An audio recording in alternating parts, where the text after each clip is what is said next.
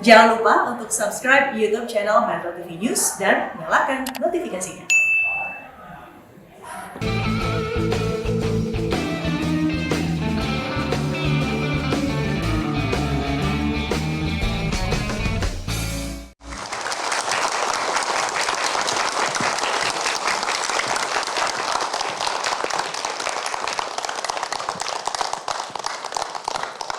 Belakangan setelah pandemi COVID agak mereda, saya keliling beberapa kota dan saya terkaget-kaget karena di setiap kota saya menemukan produk-produk yang tadinya tidak terpikirkan ada di kota itu. Atau saya juga menemukan local champion atau local heroes, orang-orang yang berusaha untuk bangkit setelah dilanda COVID. Nah, hari ini saya hendak bercerita mengenai perempuan yang kreatif, yang membuat produk-produk berangkat dari rumah menjadi produk yang dijual dan laku di pasaran. Nah, inilah kisah yang akan saya ceritakan kepada Anda semua untuk memberikan... Maaf, ada titipan kue. Maksudnya? Ini ada titipan kue. Dari siapa? Saya juga nggak tahu, Pak. Kue apa ini? Ini makanan. Ini saya lagi taping, ini lain kali ya. Jangan langsung masuk Ya, gitu. Pak. Tapi saya harus anterin. Tapi karena yang dibawa roti ya saya senang juga. Ini buat siapa? Buat Pang Andi. Buat saya. Nah. Dari siapa ini? Nggak tahu udah, Pak. Tapi orangnya udah ada di belakang. Orangnya, Sudah ada di belakang. di mana? Di stage. Di mana? Di belakang. Oh, jangan-jangan ini dari narasumber saya. Kalau benar ya. Kalau gitu mari kita panggil Ibu Ismi. Wah, Bu Ismi, tunggu klarifikasi dulu, salaman dulu. Halo, Bang Andi. Halo juga. Ini dari siapa? Dari saya? Kenapa nggak dibawa langsung aja? Kenapa pakai titip-titip itu? Oh ya tadi saya takutnya Bang Andi tuh nggak mau terima. Oh. Kan dari Bekatul. Hah? Bekatul? Iya, jadi... Siapa yang tahu Bekatul? Bukan mau, siapa yang tahu? Bekatul langsung mau. Kalau zaman dulu, Bu Ismi minta maaf ya. Iya Pak, iya Bang. Saya kan kecilnya di Jawa. Iya. Setiap kali dengar Bekatul, itu pakan ternak gitu. Biasanya dikasih ke ayam, dibuang-buang gitu. Ini dibuat dari... Bekatul. Dibuat dari apa? Bekatul. Terus sekarang jadi makanan orang gitu? Iya dong. Saya kalau makan ini ada masalah nggak? Enggak, paling berkokok Bang. Paling? Berkokok. Oh, berkokok minta nambah. Iya benar gitu ya. sekali. Tunggu dulu kan, kita harus icipin ya. Ini benar enak nggak? Penonton boleh saya kasih nggak? Boleh silakan. Karena terbatas bagaimana baginya nih? Ya, nanti saya kasih satu dibagi 20 orang ya. Ya udah sana. Ini bagian 3 di sini. Di sebelah sini ada yang mau? Roti bantal. Semangat ya, belum ngerasain. Nggak khawatir dengan Bekatul. Buatan apa-apa? Oh, vitamin D. Oh, B. Ya wes ikulah. Tunggu dulu, saya harus ngincipin dulu nih. Berkokok dong Bang. Nambah. Kita ngobrol dulu, silakan duduk. Iya, terima kasih Bang. Enak banget. Ini jangan diambil, ini punya saya ya. Penonton itu merasa menjadi host juga gitu loh. Kalau ada pembagian kayak gini mereka merasa bagian dari Kick Andy gitu loh. Padahal mereka cuma tamu loh, Bu. Kan tuan rumah yang baik Bang. Oh, tuan rumah yang baik disuguhkan ini. Lain kali bawa 1 truk ya, Bu. Gampang, tinggal order saya bawain. Oh, tinggal order saya bawain. Baik, ini menarik. Memang saya udah dengar lama, tapi hari ini saya senang sekali bisa ketemu Bu Ismi, ya. Iya. Karena roti super atau super roti ya. Super roti. Itu udah ada di media sosial itu, bahwa super roti bahan bakunya bukan tepung terigu gitu, tapi Bekatul. Bekatul. Nah, coba jelasin ke penonton yang mungkin bukan dari Jawa atau yang nggak paham mengenai bekatul. Bekatul itu apa? Bekatul itu kulit ari beras bagian dalam. Kulit Ari beras, bagian dalam. Ya, yang timbul saat proses pembersihan, pemisahan beras dengan kulitnya. Jadi bekatul-bekatul itu semua akan tercampur menjadi satu dan akhirnya menjadi limbah. Yang orang tahunya itu adalah pakan ternak karena kan mereka tidak tahu dipakai sebagai apa. Apa betul ini punya khasiat dalam konteks kesehatan? Saya sudah bikin dan setelah jadi produknya, jadi saya tidak hanya cek dari bekatulnya yang sehat, tapi setelah jadi roti, saya bawa ke laboratorium gizi untuk dicek angka kecukupan gizinya. Hasilnya? Hasilnya terus saya bawa ke dokter ahli gizi. Terus dia dokternya bilang dari hasil, oh ini bagus Bu. Terus dokternya nulis bahwa bekatul ini hasil rotinya itu bagus dikonsumsi sebagai penderita diabetes, kolesterol tinggi, anak masa pertumbuhan. Benar itu ya? Iya, dan karena saya juga gini Bang, kalau kita ngolah bekatul, bekatulnya udah sehat, sudah gulanya rendah. Tapi kalau kita olah dengan gula pasir sama saja, kalau kita olah sama margarin sama saja. Jadi saya ngolahnya tanpa gula pasir, tanpa margarin. Tapi ini tadi manis itu? Itu saya pakai gula jagung. Gula? Jagung. Oh, gula jagung. Margarin saya ganti minyak kelapa. Jadi emang semua produk lokal. Termasuk pakai madu, juga madu lokal Indonesia. Oke, berikan aplaus dong. Baik, jadi sebelum kita lanjutkan, ada baiknya kita simak dulu tayangan berikut ini.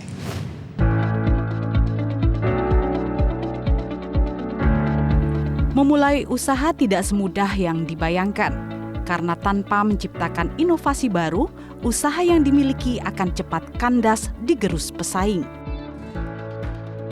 Hal inilah yang dilakukan oleh Ismiyati, pemilik super roti asal Semarang, Jawa Tengah. Roti yang ia buat bukanlah roti pada umumnya. Ismi menggunakan bekatul sebagai bahan baku roti miliknya. Bekatul yang biasanya digunakan sebagai pakan ternak berhasil diolah oleh Ismi menjadi makanan yang sehat. Sebelum menjadi pengusaha roti, ibu dua anak ini bekerja sebagai karyawan dealer motor di kota Semarang. Namun karena keinginan masa kecil untuk memiliki sebuah toko roti, ia pun memutuskan untuk memulai usahanya. Super Roti berdiri pada tahun 2011. Di awal usahanya, ia hanya mempekerjakan beberapa orang, termasuk suami yang saat itu menjadi korban PHK. Banyak cobaan yang dihadapi untuk sampai di posisinya saat ini. Sekarang, Super Roti mampu memproduksi ribuan roti dalam sehari dan meraup omset ratusan juta dalam sebulan. Dukungan saya ya 100% ya Mbak ya. Dia setiap kali pengen inovasi, akhirnya saya juga hanya, yes monggo, kalau saya bisa bantu, saya bantu. Percaya sekali setelah ada bukti gitu Mbak. Alhamdulillah semuanya itu ya karena izin Allah kita diberi rezeki dari situ. Ternyata dengan adanya bekatul itu tidak hanya membranding nama istri saya, perusahaan saya juga ikut ke branding, Super Roti ikut keangkat. Dan beberapa kali produk itu dipercaya dan menang dalam kompetisi-kompetisi. Bahkan tingkat nasional. Kalau ibu itu orangnya kuat dan nekat, tahan banting, ketoknya jak urip rekoso gak gelem gitu loh. Nah, itu yang saya tertarik. Tidak hanya fokus dengan penjualan, perempuan berusia 47 tahun ini juga memberikan pelatihan cara membuat roti bagi para ibu di desa, anak pesantren, dan kaum difabel. Super Roti pun mengantarkan Ismi menjadi sosok perempuan super yang berguna dan bermanfaat bagi orang lain.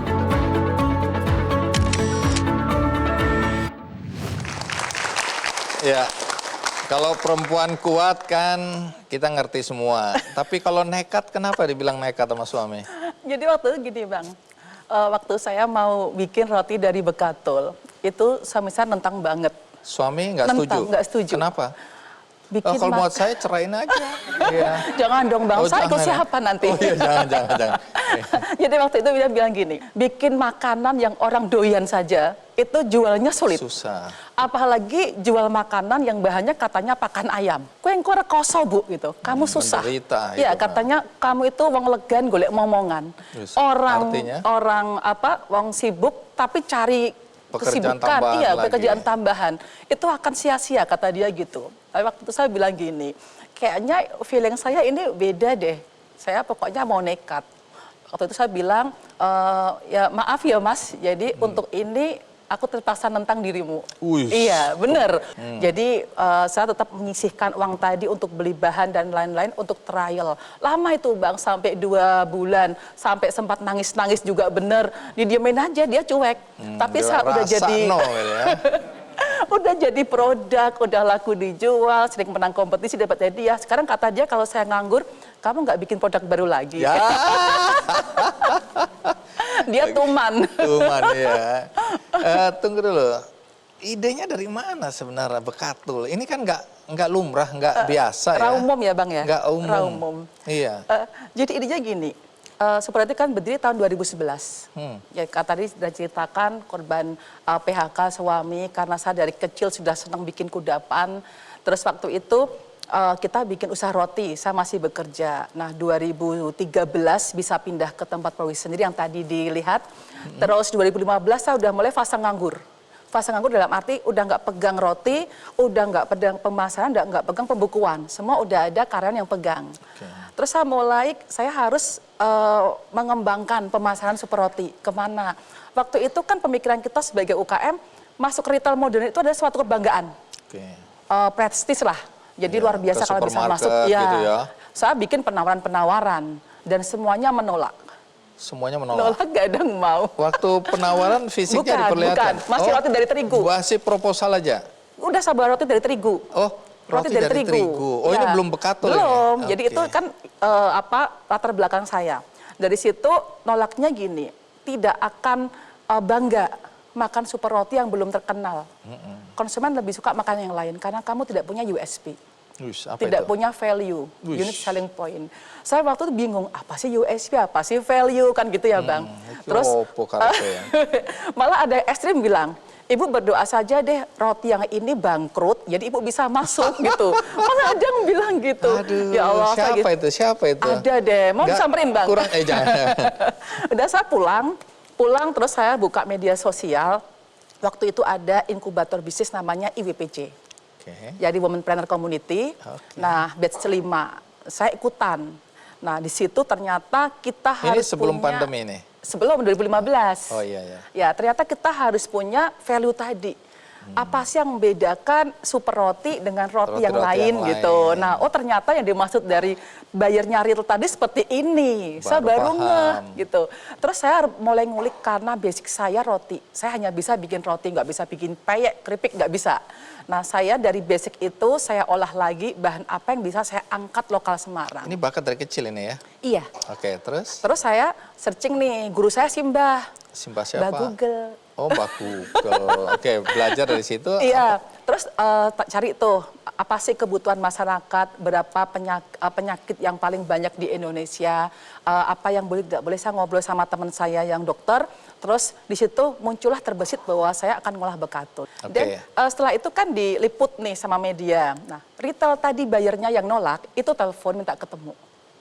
Oh, waktu kita tawarkan roti biasa nolak, sekarang malah dikejar-kejar. Nelfon. Sampai situ dulu. Nanti dengar cerita bagaimana kemudian bisa tumbuh.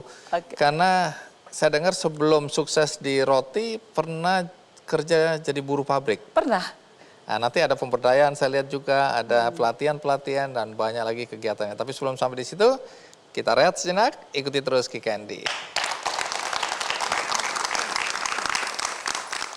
Terus saya waktu itu keterima di Akademi Gizi, harusnya saya jadi pegawai negeri karena ikatan dinas.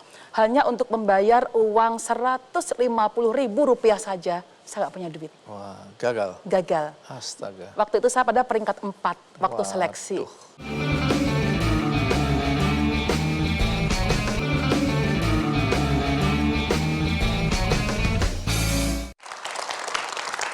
Ya, jalan hidup orang itu banyak yang apa ya, yang membuat orang berdecak kagum juga, nggak nyangka gitu ya. Kita juga nggak tahu jalan hidup kita. Sehingga saya dengar kalau Bu Ismi dulu buruh pabrik itu bagaimana ceritanya ya? Jadi gini, saya lulus SMA itu rencana kan pengen kuliah.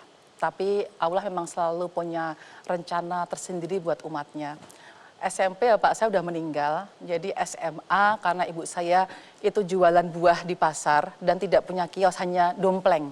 Dompleng di kiosnya babah-babah gitu ya Bang, di Pasar Johar. Jadi memang tidak cukup untuk bayar sekolah, meskipun sekolah itu waktu itu murah sekali. Nah, saya yang bayarin sekolah dari om saya. Dibayarin sekolah, terus saya SMA kelas 3 itu kerja jadi penyiar radio. Buruh pabrik, penyiar radio? Belum, buruh pabriknya belum, penyiar radio dulu. Oh, penyiar radio dulu. Saya kelas 3 SMA itu. Jadi saat yang lainnya les untuk menghadapi Eptanas, saya kerja. Karena waktu itu saya pingin saya bisa kuliah dari uang yang saya Jadi kumpulkan mulai nabung. tadi. Oke. Ya, ternyata gajinya waktu itu 1 jam Rp825. Sehari saya siarannya 3 jam, jadi cuma 2.400 sekian, tambah transport 625. Masih ada Rp25 dulu Bang. Terus seminggu cuma dapat jatah 2 kali. Kan nggak bisa, cuma bisa untuk nambah beli buku. Nggak nutup lah ya. Iya, terus saya waktu itu keterima di Akademi Gizi, harusnya saya jadi pegawai negeri karena ikatan dinas. Hanya untuk membayar uang Rp150.000 saja, saya nggak punya duit. Wah, gagal? Gagal. Astaga. Waktu itu saya pada peringkat 4 waktu seleksi. Jadi saya nikah muda, 20 udah nikah, terus punya anak, anak pertama lahir, saya tetap harus kerja karena suami jadi sales keliling rokok. Terus waktu itu saya kerja, yang terima kerja pabrik. Waktu itu saya gini, yang penting kerja. Jadi saya waktu itu kerja ngakunya masih gadis. Karena di sana tidak boleh sudah menikah. Terus jadi mulai berapa dari, lama itu? Lama, 2,5 tahun. Mulai dari angkat-angkat kayu untuk depannya itu sampai Pabrik apa sih ini? Pabrik perakitan, Oh, perakitan itu, tadi iya, itu ya? dari Jepang. Oke, terus habis jadi buruh pabrik? Nah, saya keluar karena apa? Hamil Bang. Wah, Hamil. ngakunya gadis kok hamil. Oke, yang menghamili siapa? Iya, suami saya. Oh iya. Aduh, iya. Ya, Oke, jadi keluar. Keluar, terus punya anak. Anak saya umur 1 bulan, saya kerja lagi di dealer tadi. Mulai dari frontliner sampai jadi penjualan, sampai saya jadi kepala tukang tagih, kolektor. Itu pernah semua, sampai terakhir saya jadi kepala cabang di situ. Oh, tapi kenapa akhirnya berhenti nih? Karena saya merasa sudah mentok gaji, mentok posisi, sudah, terus saya pingin buka usaha yang sesuai dengan apa yang saya suka. Yaitu dan bikin roti. kue. Ya, kebetulan suami kena PHK tadi Bang. Oke, jadi ini memang rencana Tuhan lah Iya. udah ya. Super roti ini dipasarkan di mana aja sekarang ini? Super roti. Kalau super roti itu secara offline ada di toko juga, terus ada di retail modern di Semarang, Ungaran, Salatiga. Jadi ini basisnya di mana sih ini? Semarang. Semarang. Oke, terus? Terus ada juga di Solo, terus ada di kantin rumah sakit, juga ada di marketplace, ada di Jakarta juga ada dengannya. Baik, kan Bu Ismi juga mendapat penghargaan di program Percaya Projects ya, yang diinisiasi oleh Grab ya. Iya. Nah itu menang dalam kategori apa ya? Jadi waktu itu gini, kan ada bantuan modal usaha untuk UKM perempuan di 5 provinsi di Indonesia. Nah kebetulan waktu itu karena pandemi, itu kan banyak sekali toko-toko yang tutup dan tidak bisa tertagih piutangnya. Jadi piutang saya nggak tertagih karena kan kami konsinyasi. Dan mereka ngilang begitu saja sampai sekarang belum buka. Terus bahan baku juga naiknya tidak terkendali. Ya. Terus ada program itu, saya ikut karena saya akan menggunakannya untuk membeli kemasan Bagelen Bekatul ini. Ya, kebetulan ada beberapa titik retail itu yang mulai kosong, kemasan saya habis. Kemasan saya habis, jadi saya memang mengajukan untuk mendapatkan pendanaan membeli kemasan. Dan alhamdulillah habis saya dapat, saya gunakan beli kemasan, langsung ada pesanan dari hotel di Semarang 200 pack. Alhamdulillah. Terus ada dari salah satu BUMN pesan juga berapa ratus pack juga. Jadi memang luar biasa, bantuan Percaya Project datang di saat yang pas. Tapi katanya Pak Ganjar Pranowo, Gubernur Jawa Tengah, penggemarnya ya? Iya, alhamdulillah. Dia suka yang mana? Pak Ganjar itu sukanya roti bekatul yang pisang keju. Bang Andi Oh, dapat yang ini apa itu? pas yang saya makan. Iya. Ini pisang keju nih. Mudah-mudahan saya makan ini bisa jadi gubernur. Amin, amin. Tidak sesederhana itu. Terus kalau ada kunjungan ke luar Jawa Tengah, beliau selalu membawa lentul. Jadi bangga sekali gitu ya Iya, Pak Gubernurnya karena ini ya. memang kata beliau, jadi saya adalah salah satu UKM yang bisa bertahan, tetap mempertahankan karyawan saat pandemi tanpa adanya pengurangan karyawan. Sampai saat ini. Sampai saat ini, alhamdulillah. Wah, baik, apa rencana ke depan? Rencana ke depan, saya pasti ingin lebih mengenalkan bekatul kepada masyarakat Indonesia. Jadi makan bekatul, makan roti bekatul adalah suatu kebutuhan. Kayak orang akan makan roti dari terigu, jadi kalau tidak makan roti bekatul mereka akan mencari. Dan mereka mencari kemana? Pasti ke Super Roti. Super Roti. Tapi Bu Ismi, saya senang sekali karena tadi di video liputan tadi Bu Ismi tidak pelit berbagi ilmu ya. Ke pesantren, penyandang disabilitas, perempuan-perempuan ibu rumah tangga. Jadi berbagi amal lah ya di tengah ini. Karena banyak sekali pengusaha yang khawatir kalau berbagi ilmu nanti jadi kompetitor. Iya. Kalau Ibu Ismi nggak khawatir ya? Enggak. Karena rezeki sudah ada yang bagi. Dan kalau seperti ini, suami saya itu penasihat spiritual. Kata dia gini, kamu akan ngasih apa kepada orang kalau tidak ilmumu yang kamu kasihkan. Itu kata suami saya. Kalau gitu suaminya jangan diceraikan ya. Iya, ternyata aset dia. Pak, dia penggemarnya Pak Andi berat loh. Wush. Tambah jangan dicerai ya. Gara-gara penggemarnya Pak Andi jangan dicerai ya? Jangan. Nggak boleh. Nih, Pak, penggemar saya biasanya orang baik. Oke. Iya. Loh, nggak percaya ya? Tak laporin suami loh. Iya, Pak. Iya. Oke, Bu Ismi. Iya, Pak. Terima kasih banyak sudah berbagi cerita, inspirasi di sini. Doa kita ya semua agar sukses, supaya lain kali kalau kita undang lagi semuanya dapat roti. Amin. Ya, itu tadi cerita tentang Bu Ismi dengan super rotinya yang bahan bakunya dari bekatul. Nah, cerita berikutnya tentang seorang perempuan yang juga luar biasa. Apa yang dia lakukan dan bagaimana ceritanya? Ikuti terus Kick Andy.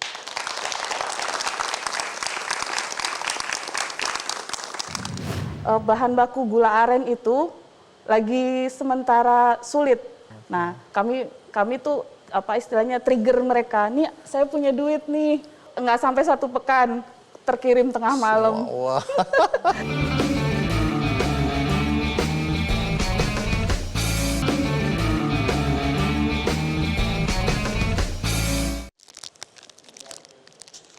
Ini enak banget loh ini. Jadi mumpung belum on air. Hah? Wih, tunggu dulu ini, maaf ini. Ternyata udah on air ya, malu juga. Tapi kesel nih, bisa minta minum ya? Oh, sudah ada ini, asik. Ini Bang Kalau Andi, jadi host itu saraba spesial dari penggemar Bang Andi. loh aku dari mana ini? Dari Makassar. Dari Makassar. Wah, luar biasa nih. Boleh dihabisin nggak ya?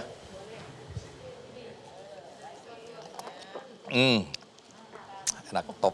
Makasih ya. Jadi yang ngasih ini tadi siapa? Ibu Ritanya mana sekarang? Di belakang. Ibu Rita ada di? Belakang. Oh, belakang. Jadi Bu Rita ini sebenarnya tamu saya, ya. Tapi belum dipanggil, dia sudah tahu bahwa saya akan kesel. Mari kita sambut Bu Rita Suryaningsih. Wah, akhirnya yang ditunggu datang juga. Bu Rita, kok tahu saya bakal keselak gitu ya? Sudah ada penerawangan ya? Sepertinya. Sepertinya. Jadi bawa apa ini?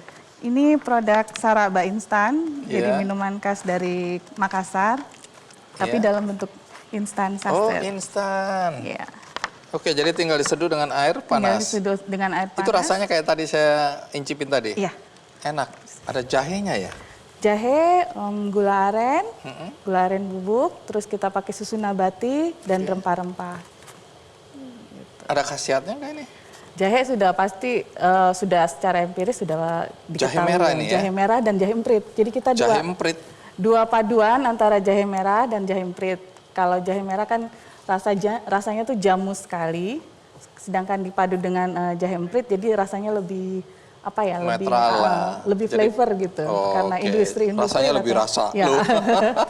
Lebih Oke. enak gitu. Saraba Makassar, ini minuman khas ya? Minuman khas dari Indonesia Timur sebenarnya. Oke. Tapi menarik. fokusnya di Sulawesi Selatan. Ini produknya produk saya. Bu Rita? Iya, Mereknya Sukma Jahe. Sukma Jahe.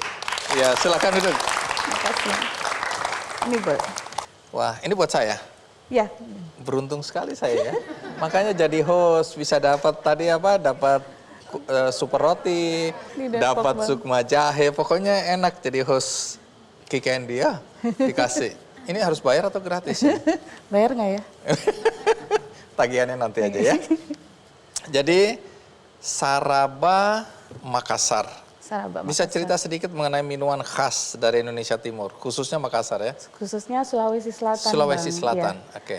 Jadi ternyata di Makassar itu punya minuman jahe khas berbahan jahe, di mana kalau orang mungkin awam nggak tahu, jadi kalau saya memperkenalkan itu saya bilang bandreknya orang Makassar. Oh, bandrek lebih mudah dicerna Iya, ya. lebih Bandreknya orang Makassar. Untuk di luar, untuk Iya. daerah Indonesia Barat. Tapi kalau di Sulawesi Selatan semua orang udah tahu Saraba ya, itu ya. sudah sangat familiar dengan Saraba, karena kalau minuman Saraba itu kalau khususnya di Kota Makassar itu seperti minuman persahabatan, pergaulan gitu, dan hanya ada pada malam hari. Oh, malam. Ya, dan dijual dalam bentuk cair, jadi langsung minum di Langsung tempat diminum. ya, Oh, dan belum ada waktu itu dalam bentuk yang ya, instan dalam bubuk bentuk ini ya. instan. Oh, dulu belum ada. Nanti lebih jauh ceritakan soal khasiatnya ya. Tapi sebelum itu kita simak dulu tayangan berikut ini.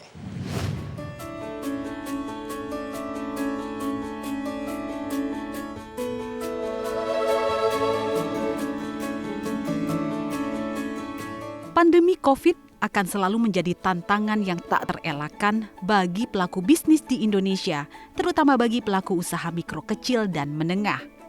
Termasuk salah satu UMKM di Makassar, Sulawesi Selatan bernama Moniti Jaya yang dijalankan oleh Rita Suryaningsih sejak tahun 2008. UMKM Moniti Jaya menjual minuman Saraba instan dengan nama Sukma Jahe Saraba. Saat banyaknya permintaan makanan dan minuman peningkat imun pada masa pandemi, produk Sukma Jahe Saraba menjadi produk andalan dan laku terjual dalam jumlah besar.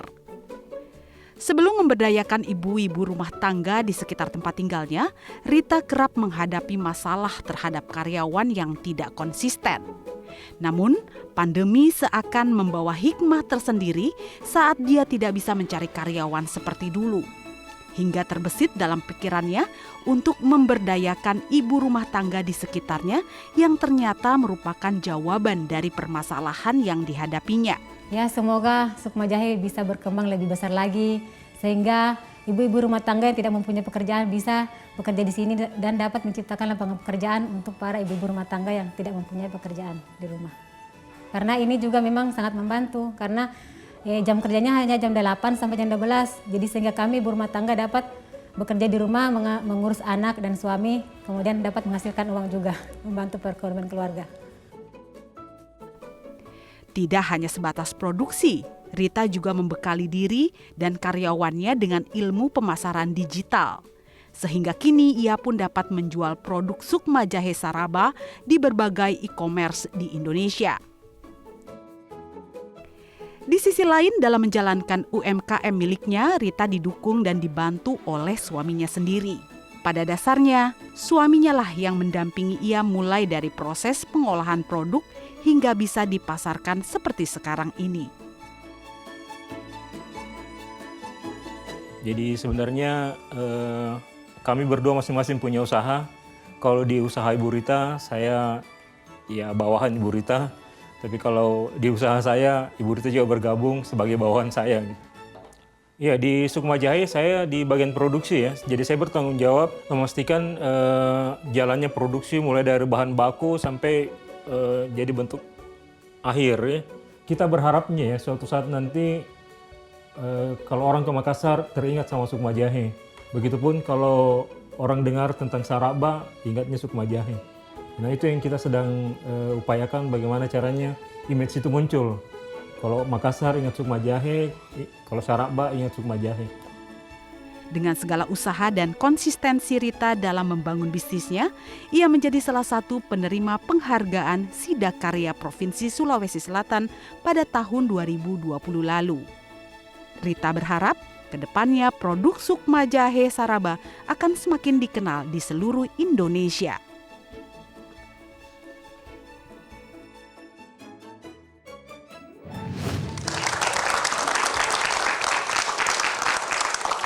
Ya, Saraba makanan khas Sulawesi Selatan atau Indonesia bagian timur.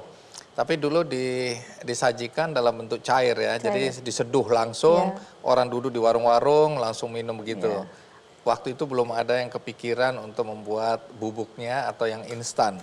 Nah, kok Bu Rita punya pikiran untuk jadikan ini minuman instan? Dari mana idenya? Ide awalnya sih sebenarnya mau memberdayakan kemampuan suami untuk membuat, karena dia kan latar belakangnya dari teknologi pangan, teknologi pertanian, jadi makanannya produk-produk industri seperti sambal apa segala macam, termasuk Saraba itu merupakan ilmu dari dia gitu.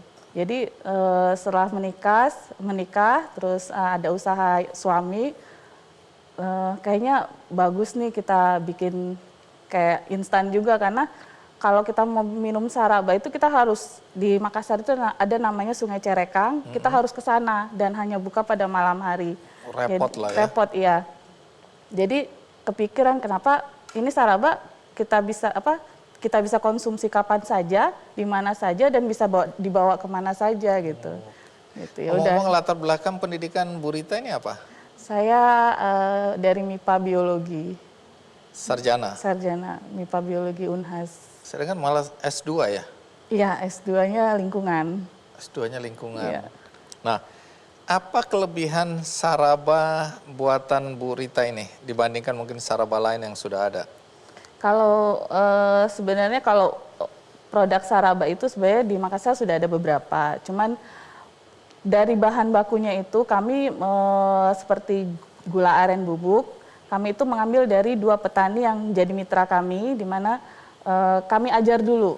Jadi kami ajar dulu bagaimana cara membuat gula aren bubuk, di mana kalau umumnya di Makassar itu kan di Sulawesi Selatan tuh gula aren itu dalam bentuk cetak. Untuk membuat sampai ke bubuk itu perlu waktu, perlu biaya yang lebih banyak. Itu dan, yang diajarkan kepada petani. Ya, diajarkan. Jadi ngambilnya petani gula aren di mana? Di 2 kabupaten, Bang. Di mana itu? Di Bulukumba dan di Sopeng. Okay. Jadi kami ajar bagaimana yang akan kami yang sesuai dengan standar kami dan hasil mereka yang kami ambil. Jadi mereka tidak ragu lagi membuat gula sampai ke proses bubuk. Walaupun tambah biaya, tambah tapi waktu. karena diambil dengan harga yang sangat bagus. Sehingga mereka diuntungkan lah ya. Diuntungkan untuk mau membuat itu. Baik, sampai di sini dulu. Karena saya dengar Bu Rita juga belajar urusan ini sampai ke Australia. Yeah. Nah, bagaimana ceritanya? Kita rehat sejenak, ikuti terus Ki Candy. Iya, sama Mutisalak ini. Mutisalak ini perhiasan orang NTT kalau mereka masuk minta gitu, kayak Minang. Oh, melamar. Ya, melamar itu mereka pakai kayak gini.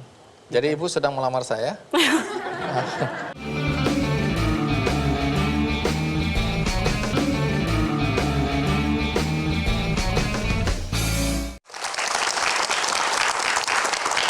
Iya, menarik. Karena tadi kan saya minum itu rasa jahenya terasa sekali ya. Tapi saya nggak bisa mendefinisikan varian rasanya. Apakah ada macam-macam atau cuma satu rasa? Kita punya 3 rasa. Oh, ada 3. Ya, ada 3 Apa aja rasa. itu? Original, ekstra pedas, dan mocha. Oh, ini original Iya, saya. yang original. Jadi kalau sebenarnya ini awalnya kita original itu selera orang di Jawa, Bang. Oh, kalau di Makan Sulawesi? Kenapa bisa muncul ekstra pedas? Ternyata kurang nendang katanya. Oh, jadi kalau di Sulawesi lebih suka yang pedas. Lebih suka yang pedas. Dicampur apa itu? Jahenya lebih banyak 25%. Oke, terus satu Yang lagi? satunya mocha, itu terinspirasi dari potensi di Sulawesi Selatan kan ada coklat. Oke. Jadi kita mix dengan bubuk coklat yang kita dapatkan juga dari beberapa sumber, salah satunya dari teaching industry di Oh, di jadi kalau kita Makassar. beli kita harus lihat ya original, Ekstra pedas ekstra dan pedas mocha. dan mocha. Iya. Gitu. Nah, tadi kan aku udah kasih bocoran tuh bahwa Bu Rita ini pernah belajar di Australia. Itu apa itu ceritanya? Itu tahun 2016, Bang Andi. Oke. Saat itu Australia Award membuka pendaftaran untuk short course Women in Global Business. Jadi mereka buka pendaftaran short course 2 pekan di Australia.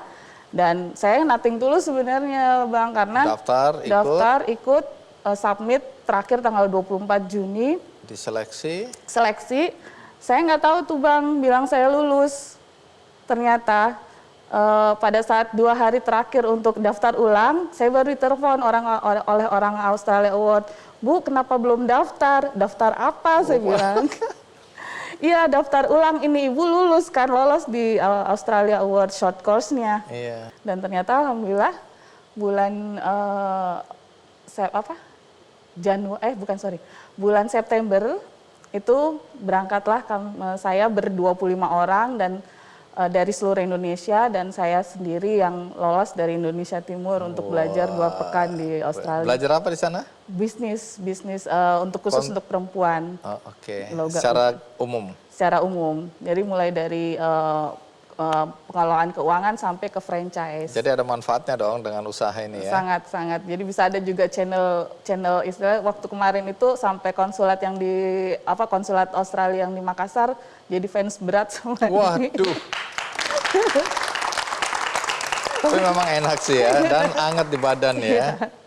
Jadi setelah lolos di Australian Award itu tadi, terus ikut lagi masuk di dalam pemenang dari Percaya Projects yang diinisiasi Grab itu juga ya, Iya. terpilih. Terpilih, Dan alhamdulillah. dapat dana. Dananya dipakai untuk apa? Dananya saat itu kebetulan lagi bahan baku gula aren itu lagi sementara sulit untuk didapatkan pada saat itu. Jadi karena pengaruh cuaca di Sulawesi Selatan itu hujan, jadi mereka kan masih pengeringannya masih secara manual. Nah, kami tuh istilahnya trigger mereka. Nih, saya punya duit nih, mau nggak saya cepet-cepet sediakan bahan baku ini. Saya beli nih 220 kilo ya. Wih, Dalam langsung. waktu nggak sampai 1 pekan terkirim tengah malam. Betul. Nah, tapi ke depan apa yang mau dikembangkan dari Saraba atau dari produk-produk Sukma Jahe ini? Sebenarnya mimpi kami tuh untuk produk Sukma Jahe ini biar lebih berkembang lagi, karena dengan lebih berkembang lagi kami bisa lebih memberdayakan ibu-ibu di sekitar kami. Karena saat ini yang kami berdayakan itu ibu-ibu yang ada di sekitar rumah produksi, di mana jam kerjanya itu kami batasi agar mereka tetap bisa berdaya sebagai istri dan ibu dari keluarga mereka gitu. Baik, Bu Rita, terima kasih banyak ya sudah hadir di acara Kick Andy. Terima kasih. Ya. Monggo. Terima kasih. Jadi penonton ada yang mau? Mauan penonton ini. Nanti kita coba beberapa ya di sana. Permisi, Pak. Loh, kamu lagi? Ada kiriman lagi. Kiriman lagi? Iya. Oh, kalau gitu terus saja kiriman. Kali ini Kiriman buat- dari siapa? Apa ini? Buat istri Pak Andi. Oh, buat istriku? Iya. Gimana bukanya nih? Ini Pak. Oh, kamu kok tahu? Iya. Berarti kamu udah buka ini. Oh, enggak ya. Oh, wih, keren ini. Nggak ada yang boleh bilang saya mau ya. Soalnya ini untuk istri nih. Terus, wah, ada ini. Keren banget. Wow, keren banget. Ini siapa yang ngasih? Ada di belakang lagi? Dari Ibu, enggak Pak. Kali ini beda. Ini Kali ini hebatnya saya Pak. Saya hebatnya. sudah bisa hadirkan orangnya ada di tengah-tengah penonton. Wah, hebatnya dia bisa main. Oh, kalau gitu ini namanya Bu Erna. Bu Erna, iya saya tahu Bu Erna narasumber berikutnya kan ya. Iya, terima kasih. Selamat datang di acara Ki Candy. Jadi ini apa, produk-produk apa ini Bu Erna? Itu aksesoris Epic NTT. Emang Ibu dari NTT? Ya, dari NTT. Oh iya, seharusnya bisa ketahuan ya dari tenunnya. Siapa mau ini? Waduh, mauan. Siapa mau yang ini? Oke, terima kasih Bu Erna, silakan duduk. Ya. Jadi usaha Bu Erna memang usaha aksesori. Aksesoris. Seperti yang Ibu pakai Iya. ini. Dari kapan itu? Saya mulai usahanya itu dari 2016. 2006. Oh, cukup lama ya. Ya, lumayan dari 2016. Oke, dan semua bahan ini dikombinasikan dengan bahan asli dari NTT ya? Ya. Kalau jadi ada etniknya gitu lah. Etnik NTT, khusus NTT. Jadi ada saya buat dari kain tenun, sisa-sisa kain. Dulunya saya bisa dapat kain tenun dari hasil misalnya dibuat baju, Iya, kan kainnya sisanya itu mereka buang. Percanya gitu. Perca. Nah itu saya olah, saya buat aksesoris. Awalnya seperti itu. Iya, sama apa namanya multisalak ini. Multisalak ini perhiasan orang NTT kalau mereka masuk minta gitu, kayak Minang. Oh, melamar. Ya, Iya. melamar itu mereka pakai kayak gini. Jadi Ibu sedang melamar saya? Lah itu Ibu pakai itu. Iya. Oh, tapi buat apa itu? Bukan sesajen, seserahan. Iya. Oh. Jadi kalau misalnya pas masuk minta, panikah gitu, mereka pakai kayak gini. Kalau semua Sumba nih pakai kayak gitu gini. menunjukkan bahwa mereka sedang meminang. Iya. Oke, menarik ya. Ini karena dikaitkan dengan adat Iya, etnik adat ya. NTT. Menarik sekali. Nah, Ibu sendiri belajar untuk ini desainnya siapa yang desain? Ini saya sendiri. Ibu Saya sendiri yang bikin iya. sebagus ini, bukan Iya. bukan merendahkan, tapi belajar dari mana? Mungkin ini turunan dari ibu. Ibu dulu guru. Punya darah seni. Ya, seni. Apa dulu? Jadi guru kayak keterampilan gitu. Oh. Ibu dari Jawa, terus guru keterampilan kayak ngajar-ngajar masak, buat jahit, apa mungkin nurun ke saya. Nah, saya dengar dulu suami keberatan ya. Iya. Bu Erna punya kegiatan seperti ini. Nanti kita lanjutkan Bu. Sekarang kita rehat dulu, ikuti terus Ki Candy.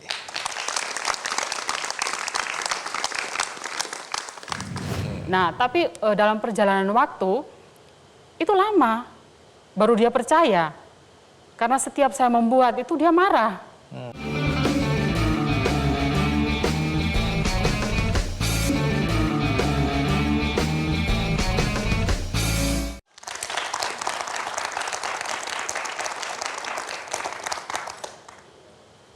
Terima kasih Anda masih bersama saya di acara Ki Candy dan tamunya masih Ibu Erna dari NTT. Persisnya dari mana? Dari kalau asal saya Sumba Timur, tapi sekarang saya stay di Kupang. Kupang. Nah, kembali saya lagi tertarik dengan penjelasan bahwa suami tadinya keberatan. Apa yang membuat suami keberatan Bu Erna mulai membangun usaha aksesoris ini? Awal mulanya itu saya memulai usaha ini, saya itu dipilih menjadi penerima tamu dalam acara gereja. Oke. Jadi kebetulan saya kan asli Sumba, jadi saya pakai tenunan Sumba. Nah aksesorisnya itu saya tidak punya. Jadi waktu itu saya terpikir ketika saya mencari itu saya tidak ketemu, maksudnya aksesoris yang pas. Jadi saya berpikir bahwa kenapa saya tidak membuat? Oke. Kenapa saya tidak membuat? Terus Karena pengalaman ini ya. ya, Bahwa waktu mencari aksesoris nggak ketemu. ya, Tiba-tiba ting. Wah, ini peluang. peluang. Jadi saya coba ngomong sama suami, Pak, gimana kalau saya memulai usaha aksesoris? Nah, respon dari suami itu dia berpikir bahwa saya itu mampu membuat aksesoris. Maksudnya saya punya bakat tidak membuat aksesoris. Dia meragukan ini ya? Meragukan. Jadi saya apa bisa. iya istriku punya Iya. bakat untuk bikin aksesoris? Iya. Terus ada orang yang beli. Oke, pertama apa istriku mampu Mampu, membuat? ya. Berarti dia nggak mengenal ibu dengan baik ini. Itu. Coba dikasih SP1 dulu nih. Iya. Iya, tapi saya nggak berani usulkan dicerai. Oke, terus dia takut nggak ada yang beli. Takutnya nggak ada yang beli. Nah, Jadi dia nggak mau kasih uang. nggak kasih uang. Keterlaluan.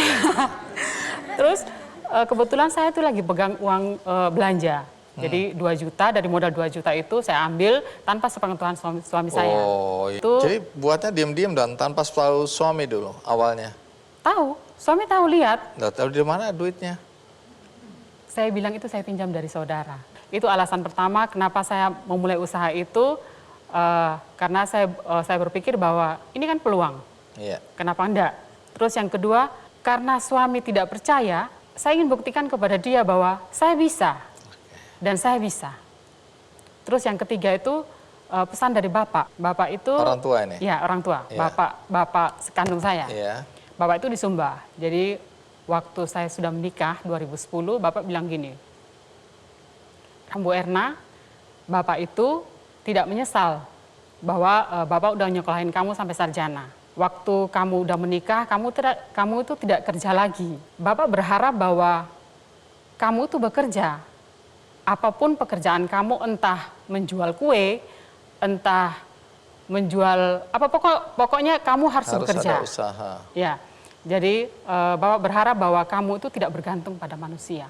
Jadi apapun kamu harus berusaha untuk mandiri.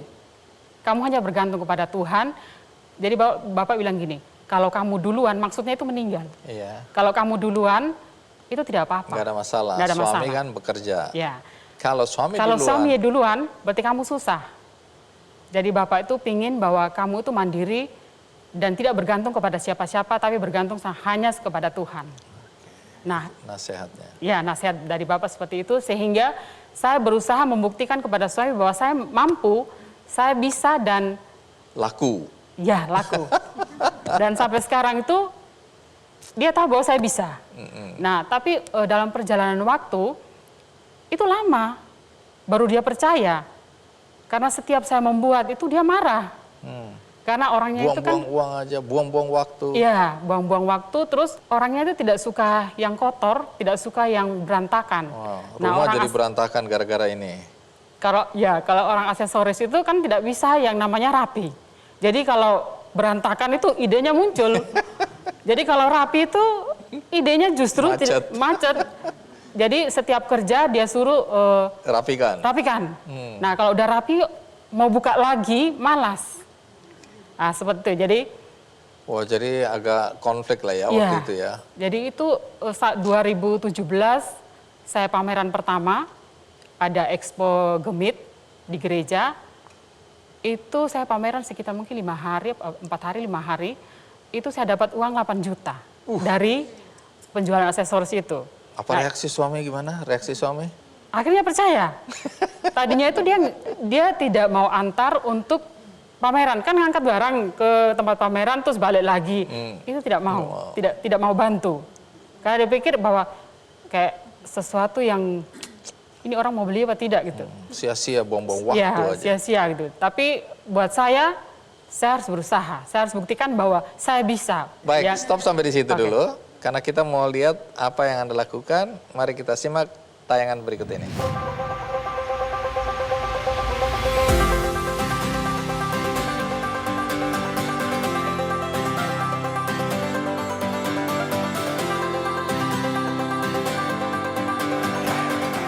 Sektor UMKM memiliki peran tersendiri dalam memajukan industri fashion di Indonesia.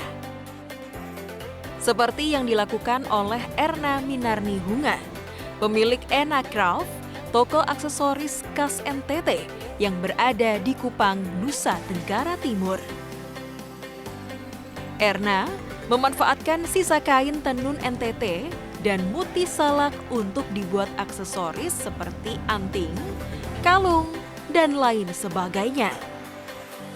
Diawali pada tahun 2016, kala itu Erna mengikuti acara di gerejanya yang harus menggunakan baju adat. Perempuan asal Sumba ini pun mengalami kesulitan mendapatkan aksesoris khas daerahnya. Disinilah ia berinisiatif untuk membuat sendiri dan menjadikannya bisnis. Baginya, saat itu merintis usaha tidaklah mudah. Suaminya pun sempat meragukan kemampuannya. Awal-awal itu waktu awal kan saya ragu, tapi dengan berjalannya waktu ya saya mendukung pekerjaan istri saya. Ya saya senang. Itu juga dapat membantu kehidupan kami di dalam rumah tangga kami. Ya mungkin kalau misalnya ini kasih semangat dengan dia istri saya. Ya.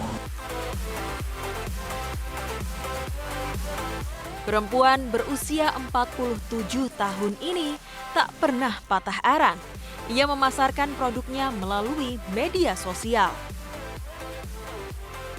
Perlahan tapi pasti, Ena Craft pun semakin terkenal dan mulai mengikuti pameran di daerahnya maupun skala nasional. Dari usahanya ini, sekarang Erna mampu meraup pundi-pundi uang yang berhasil membantu ekonomi keluarga. Terutama saat masa pandemi yang dimana suaminya terkena imbas dari pandemi. Erna membuktikan jika usaha dan niat, hasilnya pun akan berbuah baik.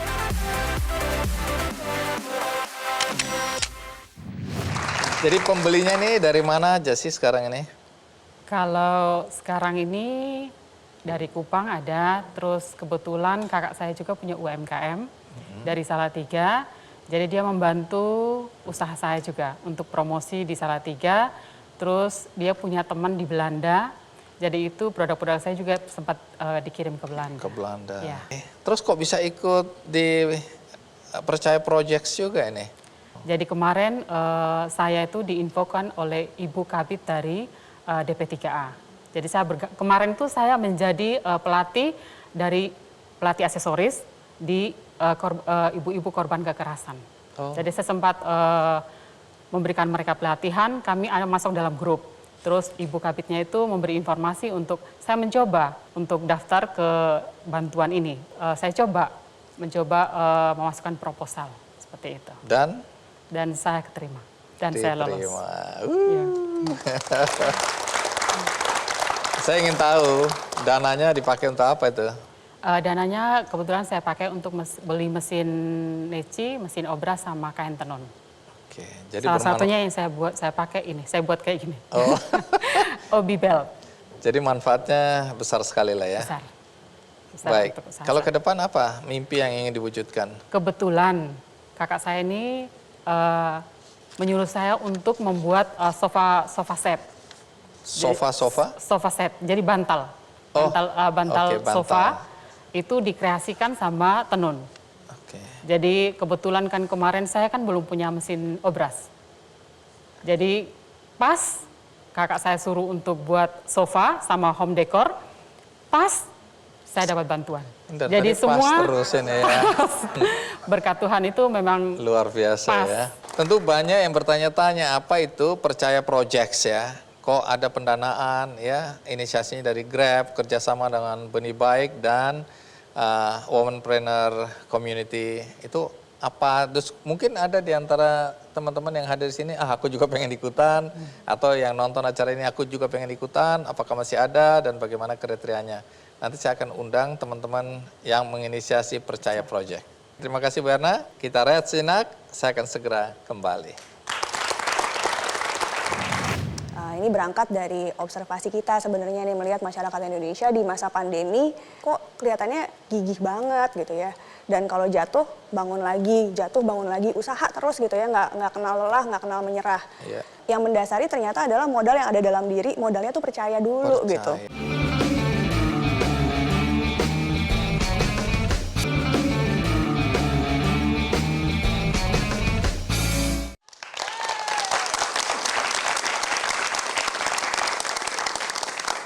Kini saatnya kita mendapatkan informasi mengenai Percaya Projects. Nah, di balik cerita Percaya Projects ini pasti ada juga cerita yang perlu teman-teman atau siapapun yang menonton acara ini ketahui. Karena itu, mari kita sambut Melinda Savitri. Melinda. Oh, hai Mas Andi. Terima kasih Hello. sudah hadir. Silakan duduk. Thank you. Jaketnya mau dibagi juga? Percaya Projects ini. Oke, silakan duduk. Melinda, dari tadi banyak orang pasti bertanya-tanya, kok enak banget itu ibu-ibu pengusaha terus dapat bantuan dari Grab Indonesia melalui program Percaya dengan hashtag Percaya Projects.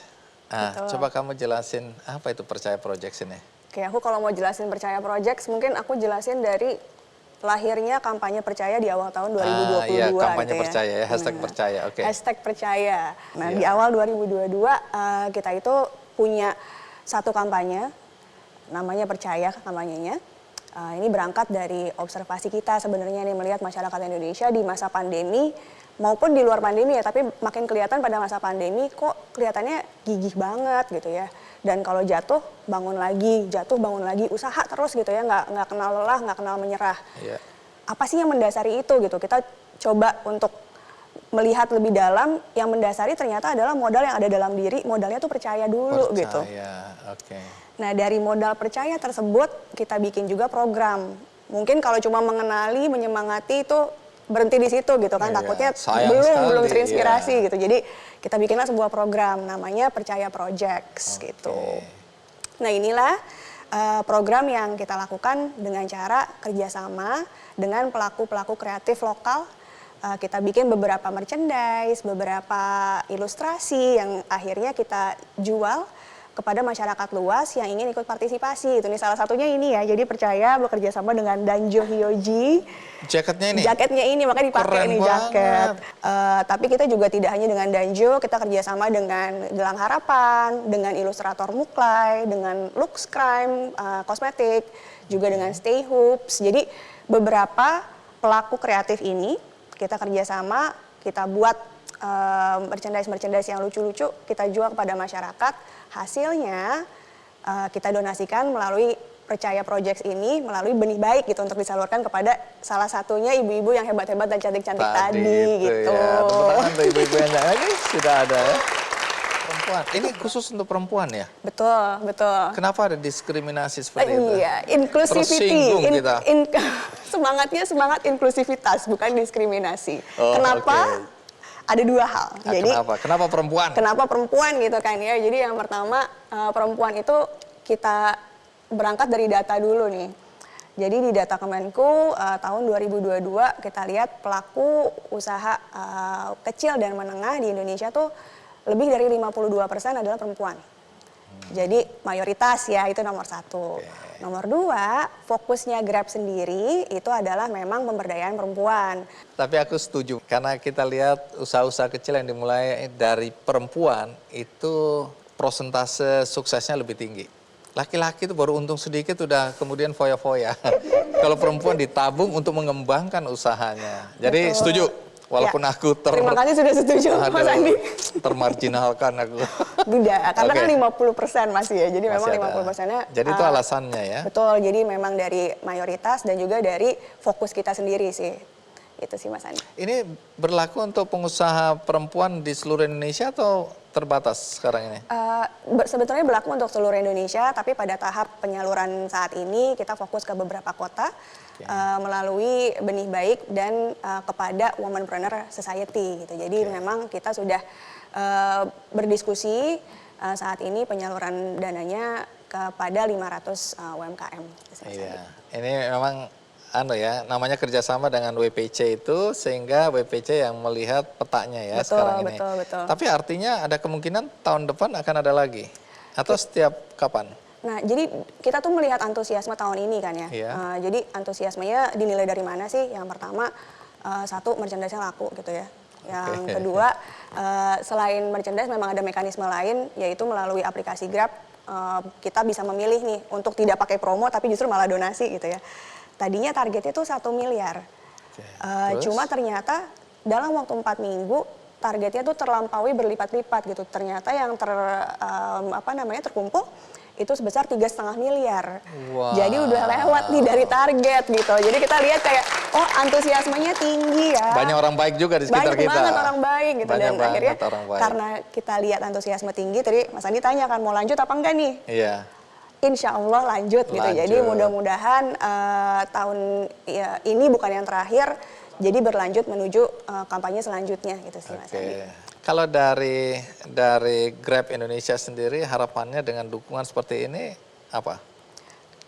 Jadi mungkin aku harapannya itu adalah ini tuh nggak berhenti di sini gitu. Jadi semangat percaya ini semoga bukan hanya tersalurkan kepada orang baik yang sudah menyumbang atau pengusaha UMKM perempuan yang kita salurkan dananya, tapi juga ke masyarakat yang lebih luas gitu. Jadi memang kalau kita lihat modal aslinya orang Indonesia apa sih? Kenapa sih kalau jatuh selalu bangun lagi? Itu kan percaya dulu gitu kan.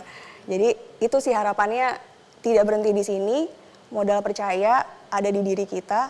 Semoga bisa ditularkan ke masyarakat yang lebih luas lagi gitu sih Mas Andi. Iya menarik. Jadi pemahaman tentang percaya itu mau ditularkan ke seluruh masyarakat lah ya. Betul. Dalam konteks apapun juga sebenarnya. Dalam konteks apapun. Tidak harus usaha ya. Betul. Bahwa kalau ada tantangan dalam hidup, kita jatuh, kita harus bangun karena kita percaya. Betul. Tantangan cinta, tantangan usaha. Semua bisa, yang penting percaya dulu.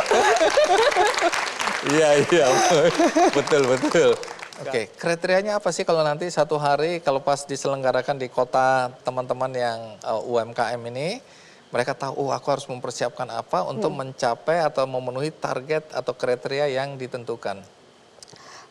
Mungkin kalau yang tahun ini kan kita memang fokus kepada perempuan gitu ya. Dan memang pasti perempuan. Ya, dan memang usahanya dalam skala mikro. Mikro ya. Betul, jadi nggak bisa tuh yang sudah usaha besar udah, gitu ya, nggak ya, boleh ya. gitu. Jadi mikro itu ya kayak tadi contoh-contohnya ya, dari rumah, semua dari rumah ya. Oke, terus?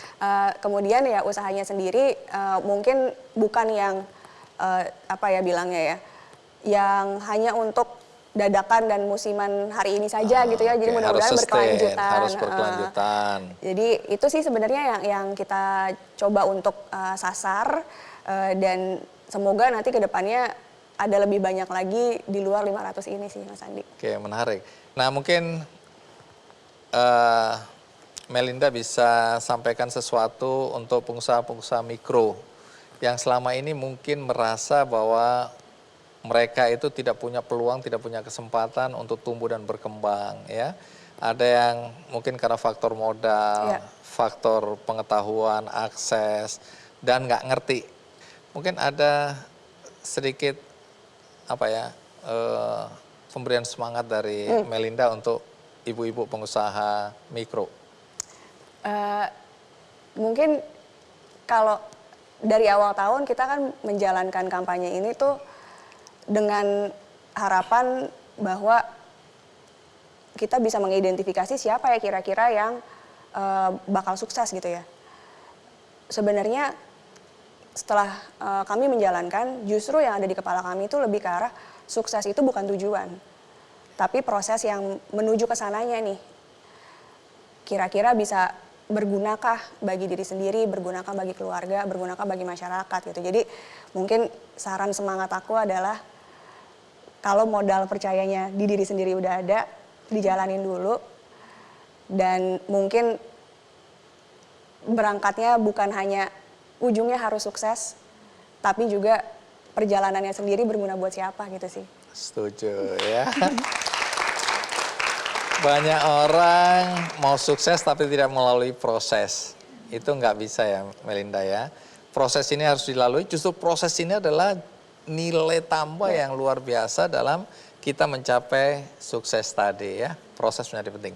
Terima kasih Melinda. Terima kasih Mas Andi. Ya, sukses selalu. Mudah-mudahan informasi ini membuat banyak pengusaha perempuan level mikro yang kemudian jadi bersemangat. Ya. Karena apapun juga bergandengan tangan itu menjadi penting dalam konteks kita maju bersama-sama ya. Terima kasih. Terima kasih. Semangat. Semangat terus. Aku juga mau berbagi kebaikan, yaitu berbagi buku ya. Oh, benar kan? Berbagi kebaikan bukunya. Baik, teman-teman, siapapun yang menonton episode kali ini, kalau ingin mendapatkan buku ini, caranya mudah sekali, yaitu ikuti quiz di Twitter Kick Andy Show, juga ada di Facebooknya, dan ada di Instagram Kick Andy Show. Kemudian bagi Anda tadi yang menonton episode kali ini tidak dari awal, kita akan tayangkan ulang di metrotvnews.com sehingga Anda bisa mengikuti kapan aja. Juga ada cuplikannya di YouTube Kick Andy Show. Dan bagi Anda yang terketuk hatinya untuk ikut berpartisipasi dalam kegiatan Percaya Projects, Anda juga bisa ikutan ya. Karena ada kemungkinan besar ini akan dilanjutkan dan Anda bisa menjadi bagian. Nah, tinggal klik benihbaik.com, Anda bisa cari hashtag Percaya Projects yang diinisiasi oleh Grab Indonesia bekerjasama dengan Womanpreneurs Community. Sekian dari saya, semoga bermanfaat. Sampai jumpa.